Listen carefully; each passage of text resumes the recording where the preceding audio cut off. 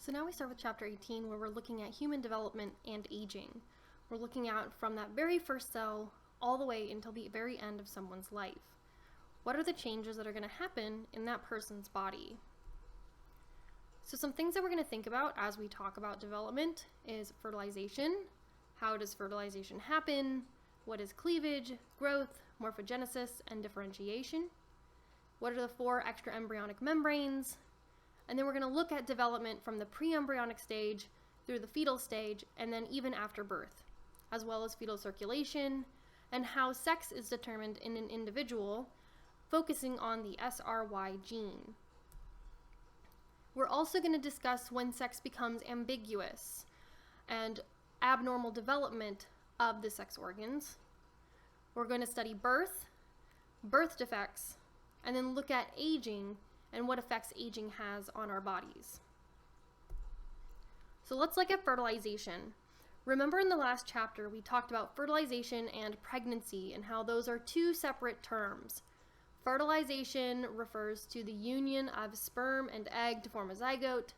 Implantation is required for pregnancy, and implantation is not the same as fertilization. We're going to focus just on fertilization for right now.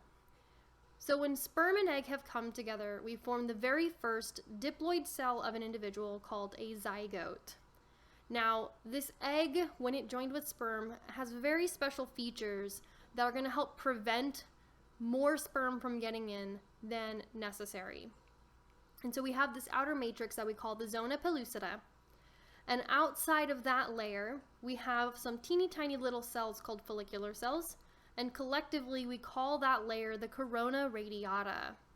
So our egg has 2 parts to it on the outside of the egg, the zona pellucida and the corona radiata. Since we have these 2 layers in addition to the plasma membrane of the egg, you can imagine that it's going to take a lot of effort for sperm to get in. And that's what we see when we look at the steps of fertilization. First, several sperm are going to need to get past that initial layer, the corona radiata. They need to push past those follicular cells. Then, if you remember our sperm from last chapter and its little acrosome, the little cap that it has on its head, the acrosomal enzymes are going to break down the zona pellucida. So we're going to start to eat away at that portion. Finally, one sperm is going to make it past both of these layers and get to the plasma membrane of the egg. Once a sperm has reached the plasma membrane of the egg, it's going to bind to it and fuse with it. Once we've fused with the egg's plasma membrane, the nucleus from the sperm can jet itself into the egg, leaving the rest of the sperm on the outside. The sperm's nucleus and the egg's nucleus can then fuse together, and now we've formed a zygote. So we see this in action here in this figure. Imagine there's multiple sperm that are all trying to get in. It's a fight to the finish. Sperm makes its way and pushes its way past through the corona radiata. We have our acrosome that's going to dump out some enzymes that will eat away at the zona pellucida. We then will fuse with the plasma membrane of the egg. The nucleus can then be let go inside of the egg. It's going to fuse with the nucleus of the egg. And now we have a diploid, full nucleus ready to create a new individual. Now, how do we prevent other sperm from getting in? How do we prevent 2, 10, 100 sperm from fertilizing the same egg? Well, once this happens, our egg is going to release enzymes, and it's going to basically take that membrane, that zona pellucida, and it's going to make it impenetrable. We're going to make this into an impenetrable barrier using these enzymes. And so once we do that, any sperm that have not made it in are going to be pushed away. They're not going to be able to access the egg. Right, so we change that plasma membrane, we prevent the other sperm from getting in, and that's going to keep us at just 1 sperm getting in. Otherwise, if we didn't have this protective measure in place, you could have 2 sperm, 10 sperm, 100 sperm, 1,000 sperm, all trying to get in to this egg, all trying to fuse with the membrane, and now you have this unusable egg, basically. So let's see this in action. Let's go ahead and view this in sea urchin eggs that have been fertilized externally with sperm. So here we see a sea urchin egg, and all of those little moving dots are sperm. And you can see how they're fighting to get through those layers. They're fighting to get in to fertilize this particular egg. We're going to see a change happen once one of these sperm successfully gets in past those layers, and we've seen it happen here. So we see this kind of bubble-like projection that's happening, and it's kind of spreading all the way around. That's that change that's happening to our egg that is pushing any other sperm away, because one of these sperm has already made it in, it's already fertilized the egg. We don't want any more, right? And we see that this barrier has pushed any other sperm that may have been interested in trying to fertilize this egg away. They can no longer get in. So once we have fertilization happen, what else needs to occur in order to get to a full functioning individual?